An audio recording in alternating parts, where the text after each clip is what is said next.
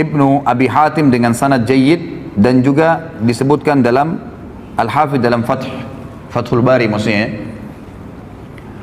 Kata Nabi SAW, ma min rajulin minal umami illa wadda annahu minna ayyatuhal ummah, ma min nabiyyin kadzabahu qaumuhu illa wa nahnu syuhada'uhu yaumal qiyamah an qad ballaga risalatallahi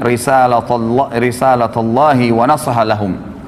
Tidak ada seorang pun dari umat-umat sebelum kita, kata Nabi SAW, kecuali dia berharap berasal dari kita, wahai umat Islam. Ini perkataan Nabi ya. Sekali lagi kata Nabi SAW, ketahuilah tidak ada seorang pun dari umat-umat sebelum kita, karena kita ini umat terakhir, gitu kan, kecuali karena nabi-nabi mereka sampaikan nanti akan datang umat terakhir, nabinya paling sempurna, umatnya paling baik, paling banyak pengikutnya, paling pertama masuk surga, banyak kelebihan-kelebihan nanti.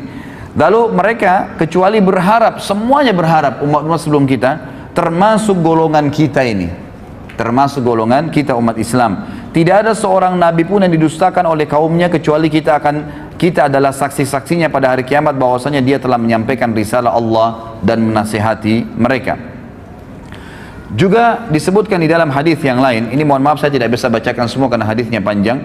Saya pindah ke halaman setelahnya, halaman 45. Kata Nabi SAW dalam hadis yang sahih diriwayatkan oleh Ahmad dan Tirmidzi juga Ibnu Majah, dan ini dihasankan oleh Syekh Albani sebagaimana dijelaskan dalam footnote-nya. Kata Nabi SAW, innakum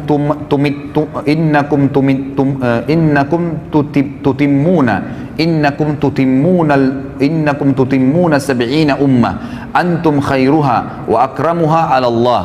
Sesungguhnya kalian akan melengkapi 70 umat. Ya, kata para ulama hadis maksudnya adalah ada 70 kelompok umat yang besar nanti pada hari kiamat. Dan kalian adalah yang melengkapi yang paling banyak di antara 70 umat itu. Kalian adalah yang terbaik dan termulia bagi Allah. Di dalam hadis yang lain diriwayatkan oleh Ahmad dan Tirmidzi dari Anas, dan Syekh Albani mengatakan atau mensahihkan hadis ini. Kata Nabi SAW, mathalu ummati mathalul matar, la yudra awwaluhu khairun am akhiruh. Umatku ibaratnya hujan, tidak diketahui mana yang paling baik, apakah yang pertama atau yang terakhirnya. Maksudnya apa? Semuanya baik.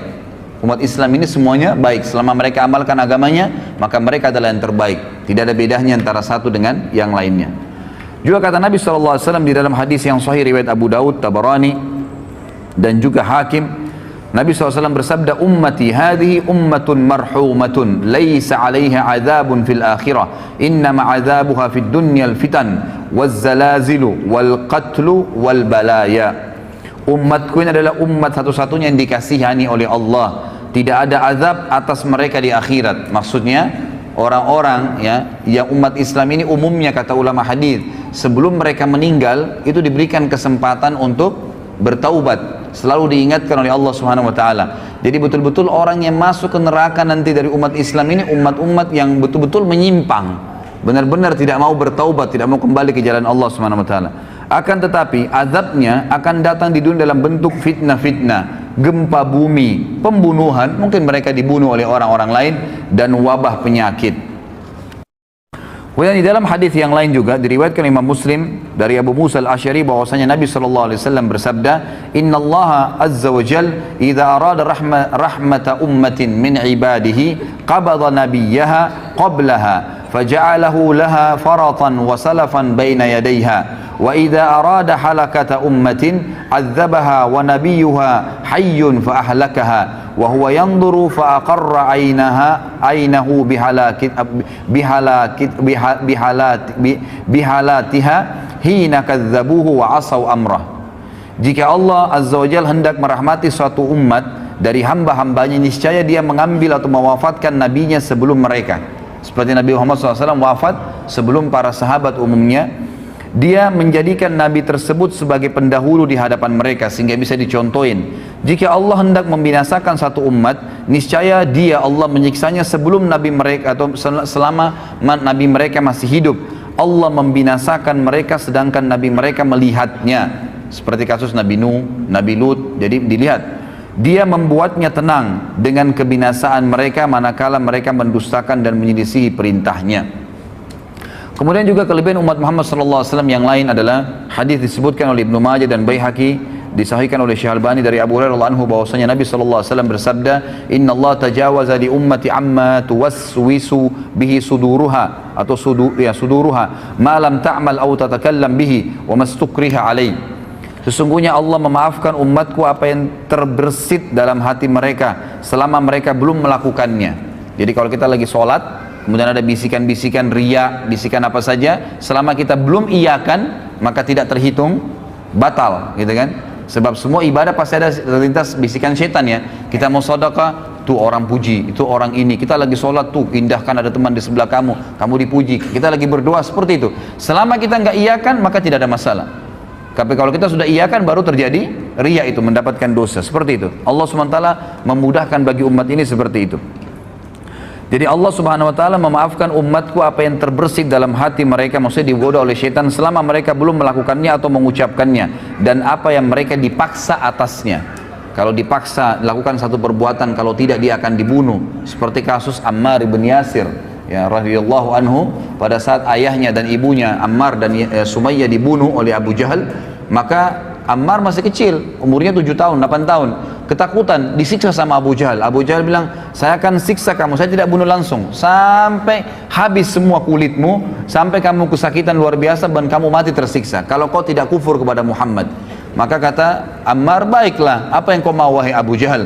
Kata Abu Jahal, katakan saya kufur kepada ya risalahnya Muhammad, kufur kepada kenabian Muhammad. Maka Ammar mengatakan, saya kufur kepada risalahnya Muhammad. Lalu Abu Jahal tidak puas, lewatlah unta betina. Lalu kata Abu Jahal, saya tidak akan lepaskan kau kecuali kau katakan unta ini Tuhanku. Maka Ammar pun berkata, unta ini Tuhanku, baru dilepas.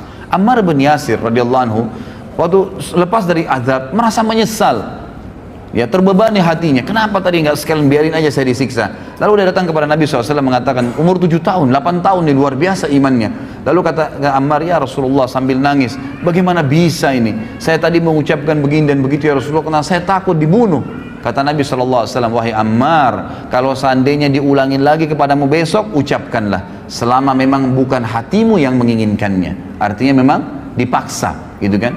Ini terlepas dari, ini adalah sebuah hal yang tidak dihukum bagi umat Muhammad sallallahu alaihi wasallam.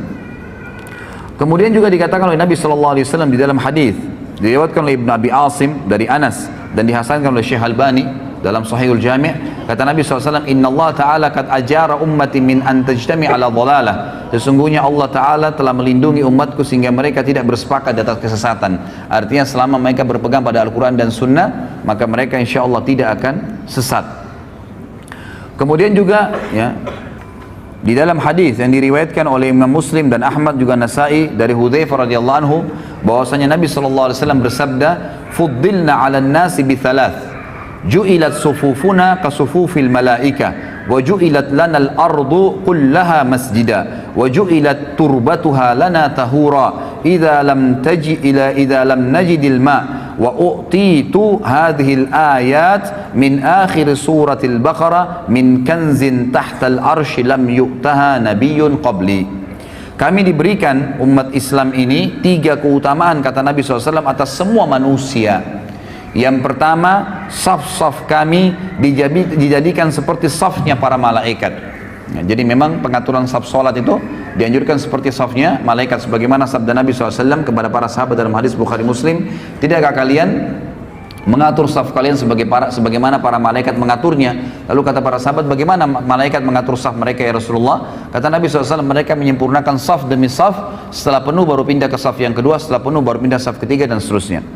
Yang kedua adalah seluruh bagian bumi ini dijadikan bagi kami sebagai masjid. Boleh dibangun masjid dimanapun tempatnya, selama tanah itu bukan tanah hasil rampasan atau yang haram, maka boleh dibangun masjid. Dan yang ketiga, debunya bumi ini dijadikan untuk kami sebagai alat bersuci jika kami tidak mendapatkan air. Bisa bertayamum dari mana saja, ya, debu yang ada. Dan diturunkan kepadaku ayat-ayat ini dari akhir surah Al-Baqarah, ya, dari perbendaharaan di bawah arsy-Nya Allah yang tidak diberikan kepada seorang nabi sebelumku. Kemudian juga tentu di sini ada banyak sekali ya hadis-hadis Nabi SAW yang mungkin saya tidak bisa bahas semua. Tentu saya berharap ikhwan dan akhwat bisa memiliki bukunya. Sekali lagi karena buku ini akan kita bedah setiap bulannya dengan izin Allah. Kalaupun memang Allah memberikan ada halangannya, maka minimal Anda sudah memiliki buku rujukan yang saya jadikan sebagai referensi utama ini. Di sini ada banyak sekali ya, dan saya tutup dengan hadis ya di mana Nabi SAW menyebutkan ada dua hadis ya, yang pegang buku di halaman 53 langsung.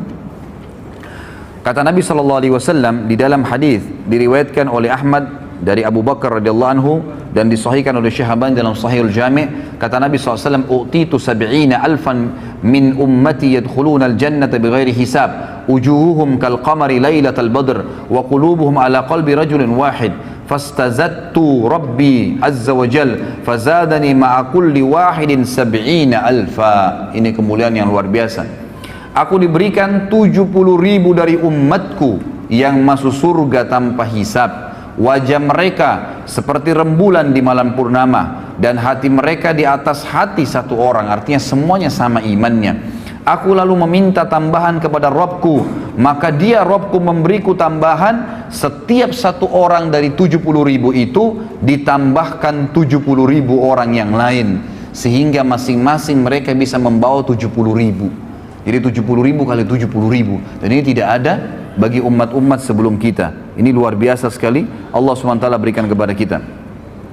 Kemudian dikatakan juga di dalam hadis yang lain,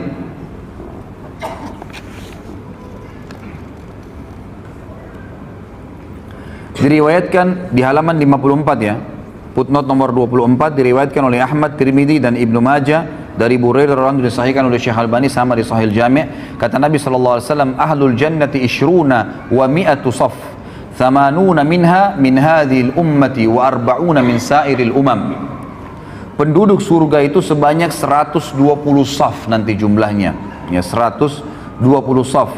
80 darinya itu adalah dari umat ini.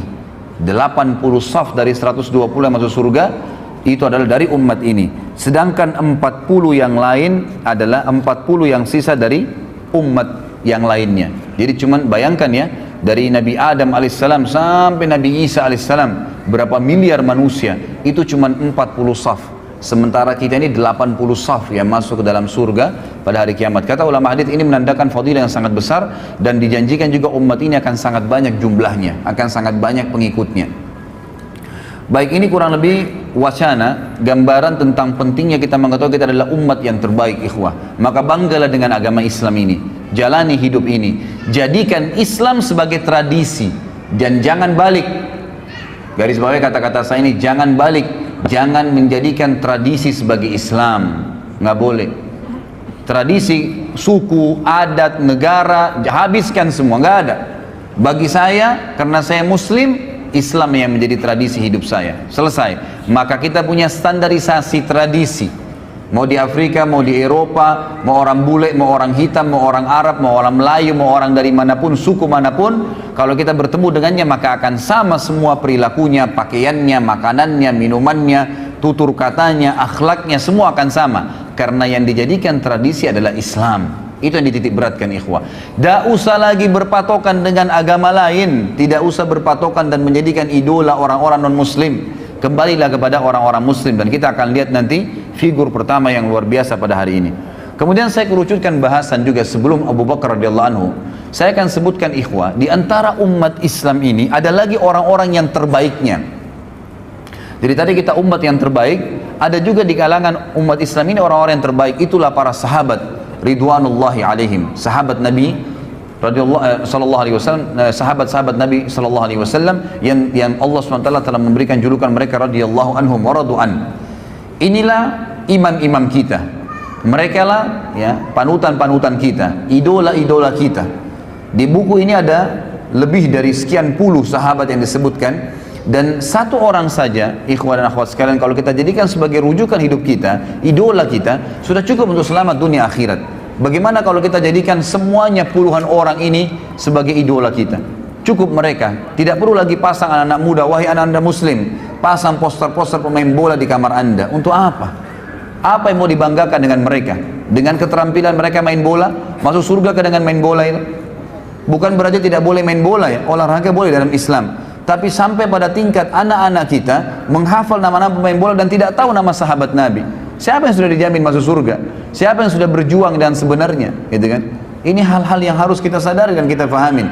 Maka kita harus kembali kepada para sahabat. Jadikan mereka sebagai idola-idola kita. Karena bukan mustahil ikhwah dan akhwat sekalian. Sahabat-sahabat terutama 10 yang jamin masuk surga ini, sampai beritanya kepada kita. Ya, sampai sekarang seperti yang akan kita bahas nanti ini, itu bukan mustahil. Ya, bukan cuma sebuah kisah, dongeng yang diceritakan. Tapi kata para ulama, agar kita bisa mencontohin Abu Bakar, Umar, Uthman, Ali, Talha, Zubair, Abdurrahman ibn Auf, hafal nama-nama mereka, kisah-kisah mereka, tahu kehidupan mereka sehari-hari.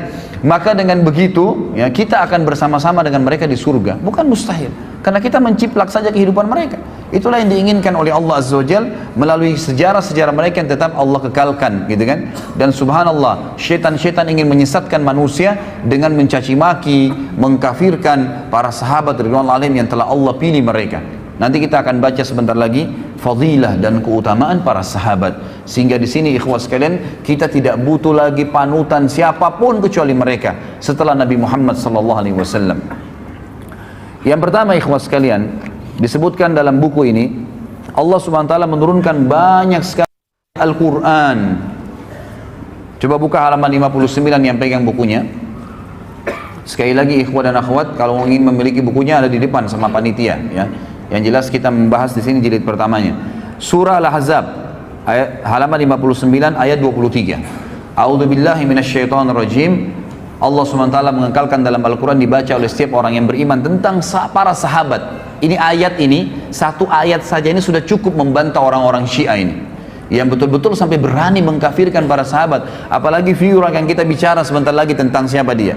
Kata Allah SWT, minal mu'minina rijalun sadaqu ma'ahadullah alaih, faminhum man qadha nahbahu wa minhum man yantadir wa ma baddalu tabdila. Di antara orang-orang mukmin, maksudnya para sahabat,